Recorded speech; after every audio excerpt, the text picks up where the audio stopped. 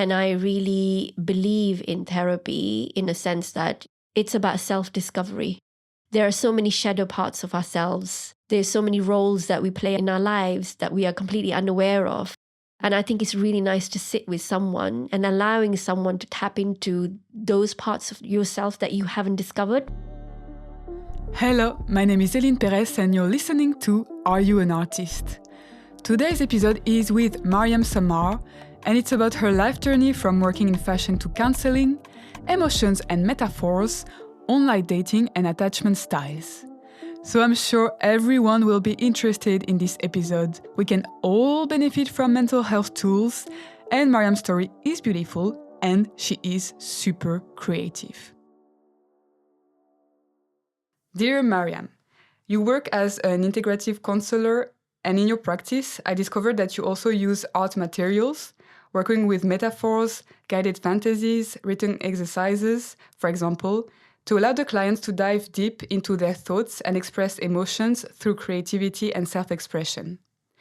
You've also worked in the fashion industry for 15 years, can speak 4 languages, English, Urdu, Hindi, and Punjabi, and you are currently completing your professional doctorate in counseling psychology while giving conferences around the world.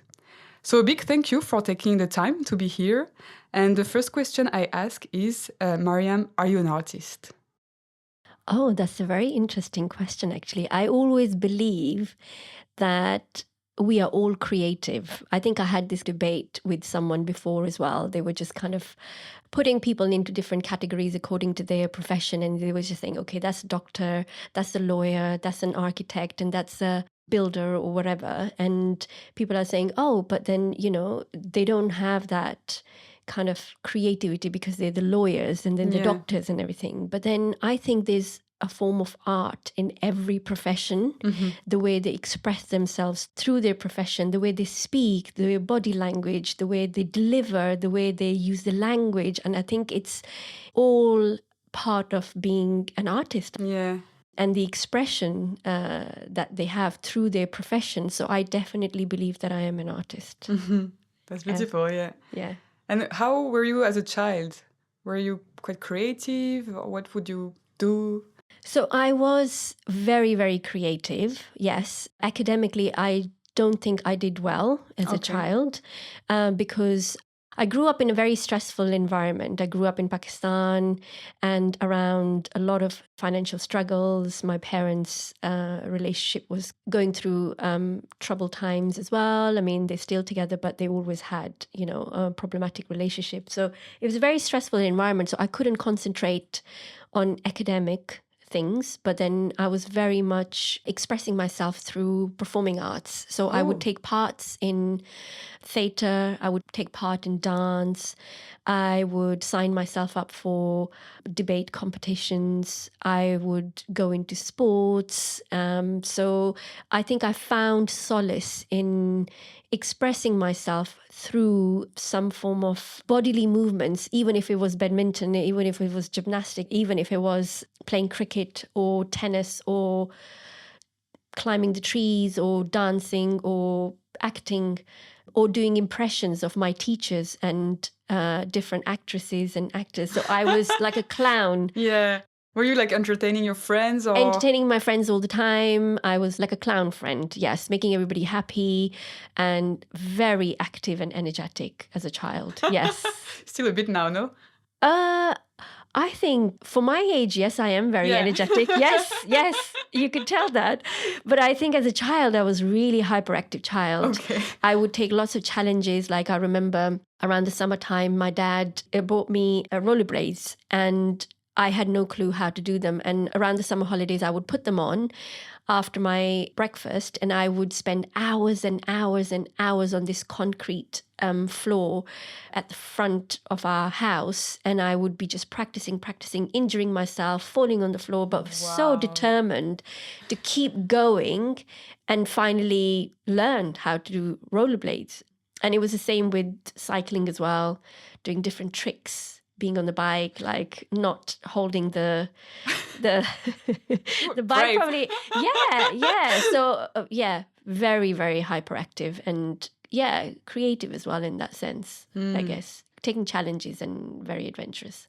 And how do you decide what to study then if you were struggling with academic stuff? You went into fashion, right? Yeah, so when I was in my teen, I had a massive interest in style and fashion, and I did not have money to buy a scrapbook or a sketchbook or anything like that. So I collected lots of newspapers, and I told my mum to sew newspapers together to make me a massive kind of a scrapbook. Wow. And then I was cutting lots of pictures and images and making my own kind of drawings and then pasting on that big newspaper, the book that my mum made it for me.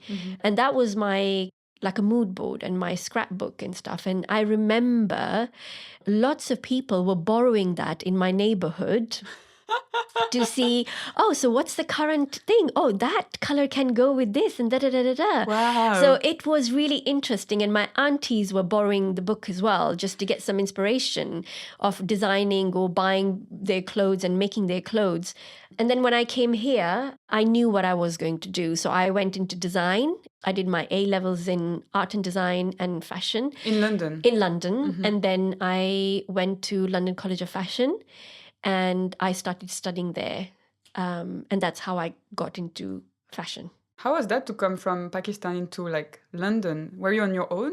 Yeah, I was on my own. So my parents didn't come. So I came and it was quite challenging. A massive cultural difference. I remember when I landed, I can still remember the smell and the air.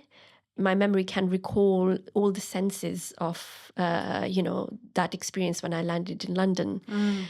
And seeing people of different color, different cultures, and speaking a completely different language. I couldn't speak English when I came. I could understand, but not that much, because even in England, lots of people had different accents. So that was very difficult to kind of pick up. So I learned, and then it was difficult because I think difficult to make friends, difficult to understand teachers or the brief that they gave. And I think when I did my A-levels, those 2 years gave me some form of a confidence. Then I took a year out and then I went to university.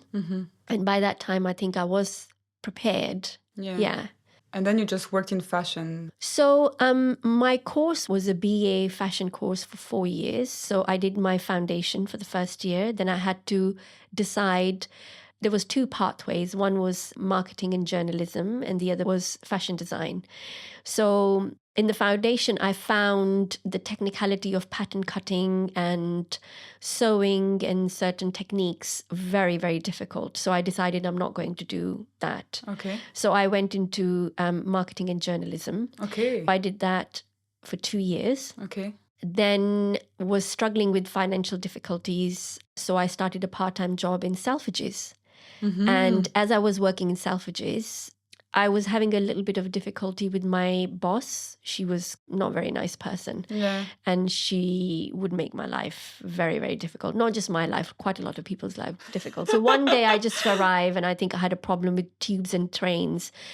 I was 5 minutes late and then she came and she had a go at me and I was like, oh my God, I wish I could just leave this job. Yeah. And at that moment, when I was putting the security tags on the clothes, very expensive clothes, and that brand was called Yohji Yamamoto. That was a Japanese brand. And this French woman walked towards me, a really elegant French woman. And she said to me, so do you work for Yohji Yamamoto? I was so distressed. And I said, no, I don't. I work for all of these brands. She said, but do you like Yohji Yamamoto? And I said, I love the brand, yes. She said, okay, so what do you do right now? And I said, I'm a student. I'm a fashion student. She said, oh, would you be interested in working in PR? And I said, oh, I would love to. So she gave me the card. She said, I'm an international PR person for Yohji Yamamoto, but we have an office on Conduit Street. And I can hook you up with a lady who runs an office in London. So you go and meet her at lunchtime. That's I said, great. fantastic. So it's like, absolutely. And then I rang her. She said, yeah, come down the following week. I went there. I saw her. She was a very nice person. She said, so when can you start? And I was like, okay. She said, but we don't pay. And that was a struggle because that was just a placement. Yeah. And I said, okay, so I will have to leave my job and I'm struggling with money, but is there any way that you can accommodate something? Yeah. She said she'll pay for my lunch and she'll pay for my travel cards. And I said, okay, fine. So I left Selfridges and I started working for her.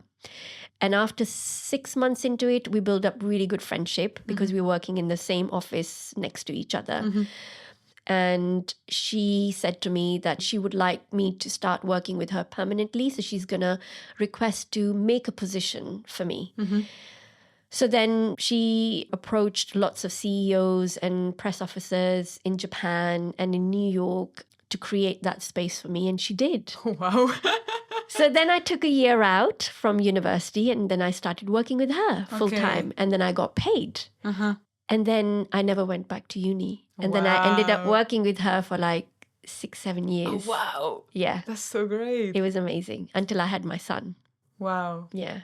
And then the counseling, when did it come into your life? Oh, the counseling came very late in my life. So I worked 6 to 7 years as a PR assistant at Yohji Yamamoto.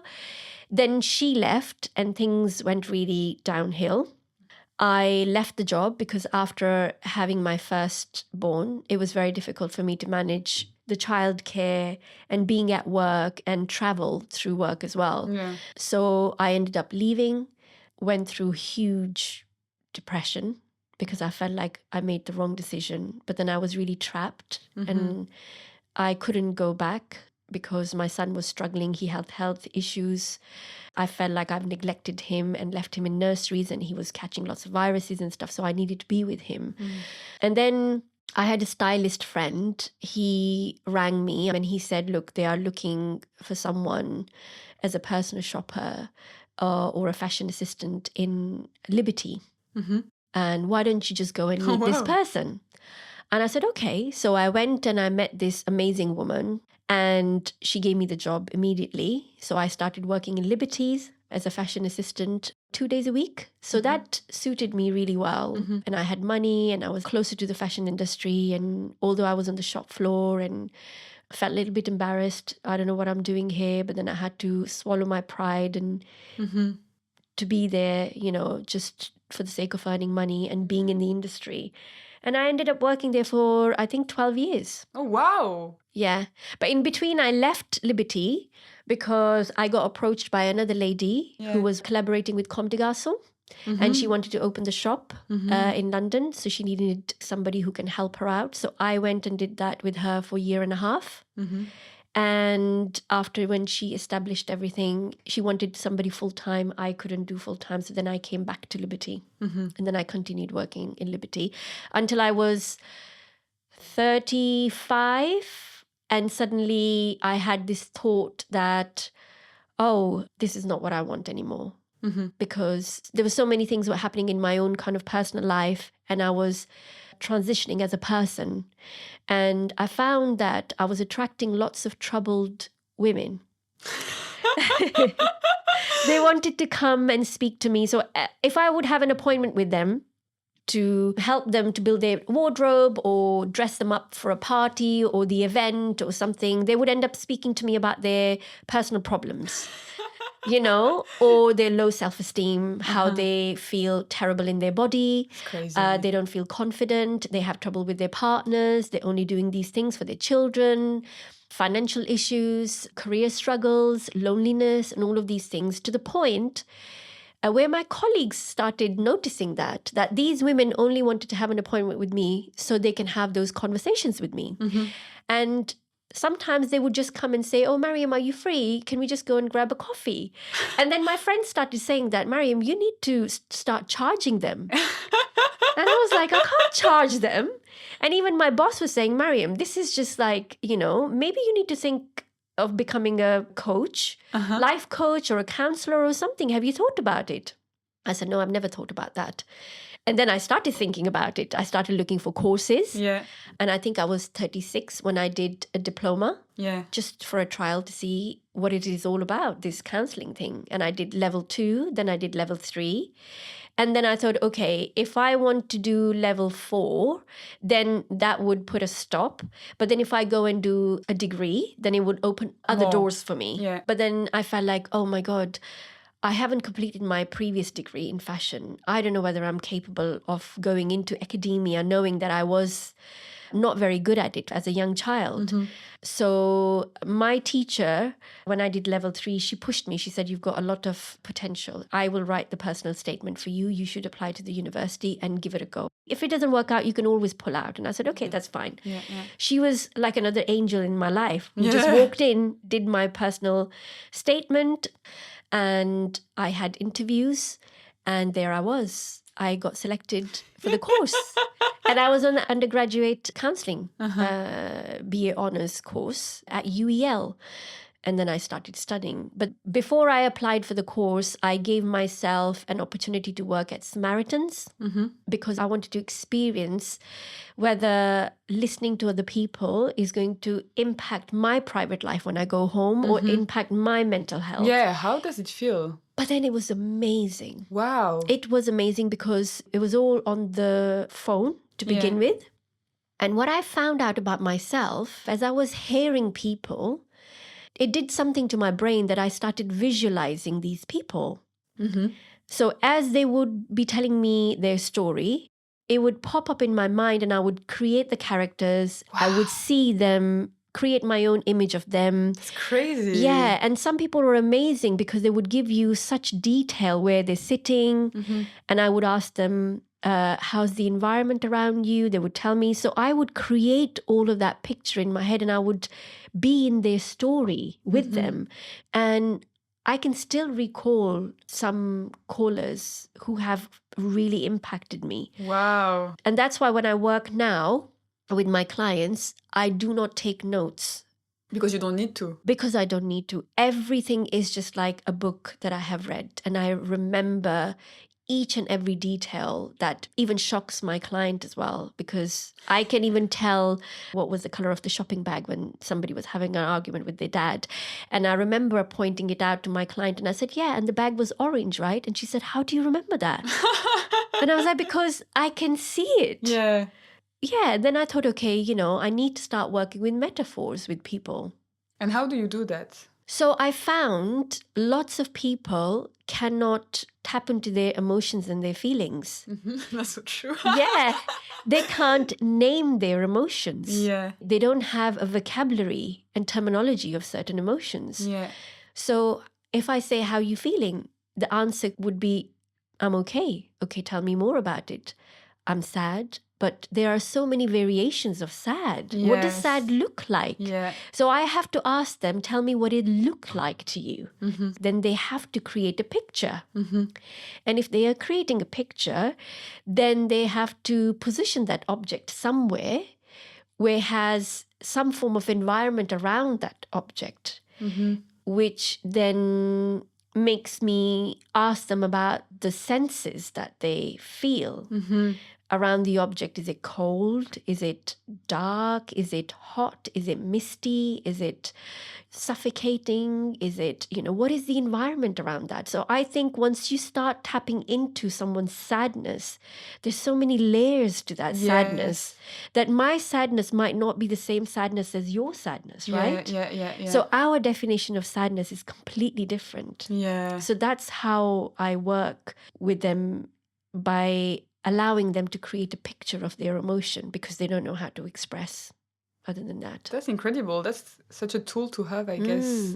And then you're maybe not as involved with the emotion when you're just putting it out and... Yeah, but I think it's very difficult not to be involved. Yeah. You do get really involved. Of course.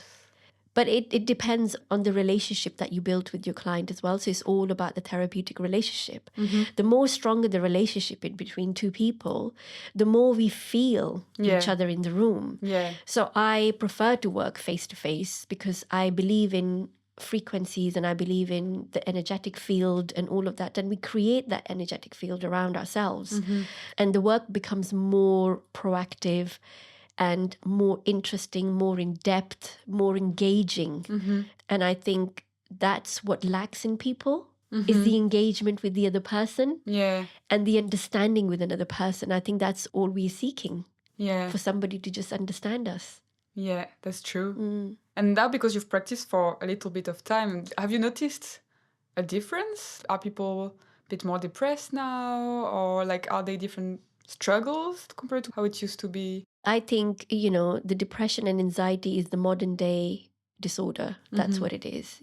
On some level, we all feel depressed and we all anxious. But I always say that being anxious is very normal because from the evolutionary times that we think that people used to go out hunting, they used to have that rush of anxiety, which is an alarm telling us that there's a danger outside. Yeah. So it raises our heartbeat, it alerts us, we get hyperactive, our mind is much more charged, our thought processes is double the time that when we are relaxed, and we're looking for the danger because we're hunting, right? Yeah. But then once the hunting is over, we come back to our cave, we should be much more regulated now that we've got our food, right? Yeah, we've got... But the fact is, in our society, even if we go out hunting, we come back, we're still stressed. So when it becomes, a way of being like 24-hour consumed by stress and anxiousness, that's when it becomes a disorder, because anything which has imbalance would be a disorder in my eyes. Yeah. And I think depression has been, I have so much empathy with people who suffer from depression. But then when we associate that I'm feeling low and sad to being depressed, I think that's a bit of an extreme. Yes. Right? Because we are all allowed to feel sad at some days and we are all allowed to feel low at some days. Yeah. But the idea is that we are not living in that space all our lives. Yeah. We are able to get out of that sadness and we are able to get out of that low mood. Yeah. Then it's fine because it's a balance. Sometimes we are sad and most of the time we are not sad. But if we are always sad, then it's a depression, yes. And we are always hopeless, then it's a depression, yes. There's so many layers to it. And what do you do to take care of your mental health now? Do you draw? Do you write your own stories? Or because you're so busy with work and everything that I mean, it's really interesting. I was thinking that I might not speak about it, but I think that's a very good question. So my creativity is to write poetry. So I express my feelings through my poetry, which is very personal. I started doing the journal, but I didn't enjoy journaling. So my form of journaling is poetry. That's how I express. And I have personal therapy as well, which is part of my doctorate. It's mandatory. I have to have certain hours of therapy. And I really believe in therapy in a sense that you don't have to go through struggles to go to therapy. It's about self-discovery. I think everybody should experience. There are so many shadow parts of ourselves. There's so many roles that we play in our lives that we are completely unaware of. And I think it's really nice to sit with someone and allowing someone to tap into those parts of yourself that you haven't discovered, because those are the blind spots. So I really enjoy doing that for myself as well. And then, of course, sitting with every new client, I'm learning something new about myself through their journey. Yeah, definitely. And do you want to talk a little bit about your research? So my interest from when I was doing my undergrad developed around social media. And I did my dissertation on how social media impacts youth mental health. So that was really successful. I had really good grades and stuff, and I was very happy I did that. And then for my master's, I wanted to stick to social media. And then I thought, okay, what could be the extension of that? And what was interesting for me to see that there's a generation called Zennial generation. It's my generation, people who grew up with absolutely no social media and mobile phones and then land into internet world and have to adapt and new way of living, basically. So I wanted to know their experience, how their attention span has changed. So when I was growing up, I had no mobile phone, I had no internet, and I used to read books, I used to play on the streets, I used to have toys, I used to spend time listening to music with my friends, I used to dance, I used to walk, I used to cycle, and all of those things. That's how we kept ourselves busy. Now that I have social media, how do I keep myself busy? And what do I do? So when I started talking to people of my age, they said they lost interest in reading books. They don't read books. Their attention span is so short now that they can't concentrate for more than 10 minutes reading something. So that was very interesting, that research. Because with the Instagram and TikTok, I think we trained our brains to consume information for few seconds, and then our brain is prepared to move on to the next information or next reel or whatever that is.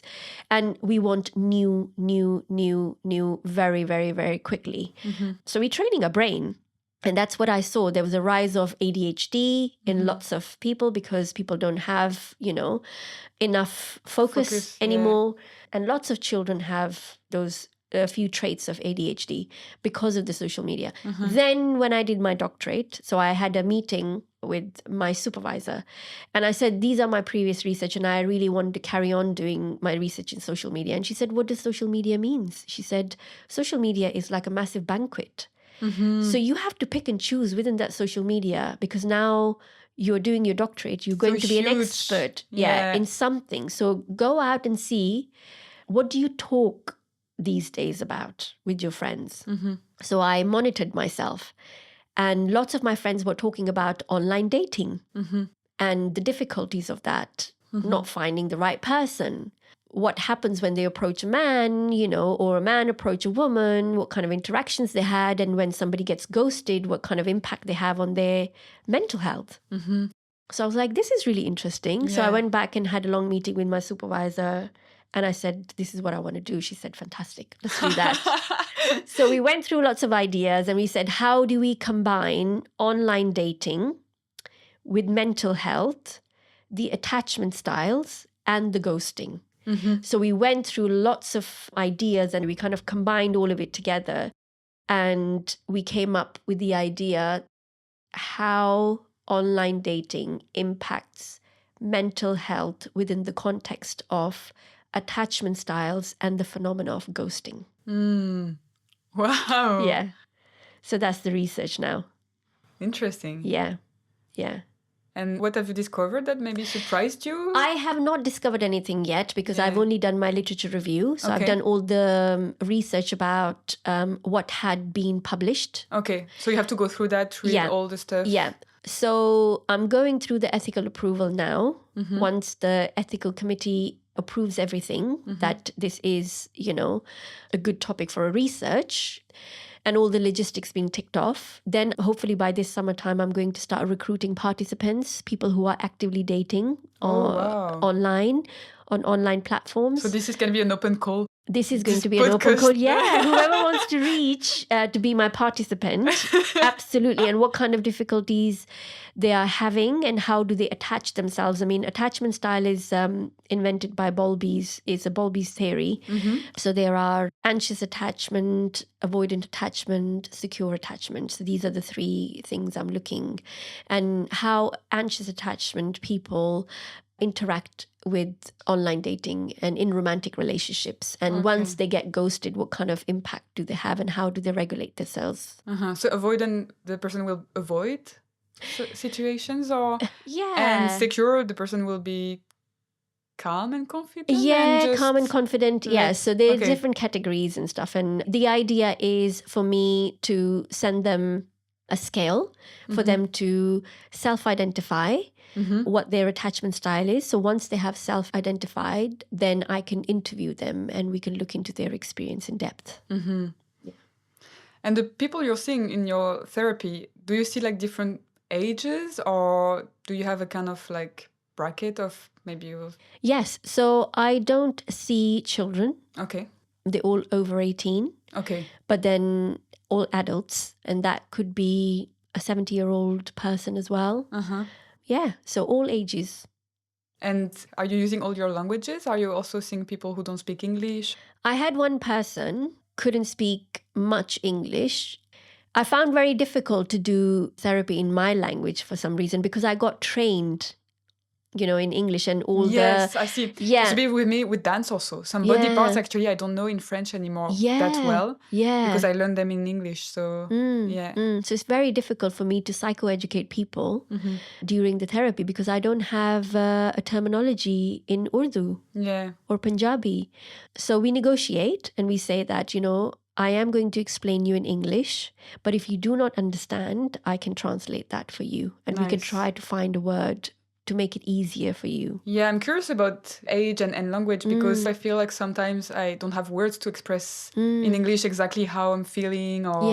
But maybe also having that playing with the images and stories can help. Definitely. Because you can find another way to express how you're feeling without willing to be too precise. I mean, language is really important to me as well. Being bilingual is very, very important. So I do play with language and work with language as well. How people speak about themselves and how they speak to others has a massive impact on their lifestyle as well. So for example, if somebody says, so I say to them, like, I will correct you because I believe that it has a massive impact on your life, the way you speak to yourself and you speak about yourself. So for example, if somebody says, I am sad, and there's a comparison to somebody says, I am feeling sad. So when somebody says, I am sad, it's the whole they entity. consumed and they identify themselves being sad. But when they said, I am feeling sad, there's some sort of dissociation with sadness, right? There's some sort of a gap between sadness. Then I can deal with sadness. Sadness is not me, but it's there. That's so interesting. Yeah. So it's really, really important for us to pay attention how we speak about ourselves is very important. And do you think now, going back to your childhood, that you were already kind of noticing how people would talk or like helping people when they were struggling or not at all? It just happened when you were around 35? No, I think I was very oblivious about that as a child. I was very far from myself. And even as an adult, like all in my 20s, I was very disconnected from myself. And I think the transition only happened around when I was early 30s. Early 30s, I started thinking about myself, that I don't want to be working in fashion anymore. There's something more, much more meaningful for me that would fulfill me. And I'm really happy that I found that. That's great. I found myself in doing something that I feel extremely happy and fulfilled. Well, that's beautiful. Yeah. And I think it required a lot of self-work.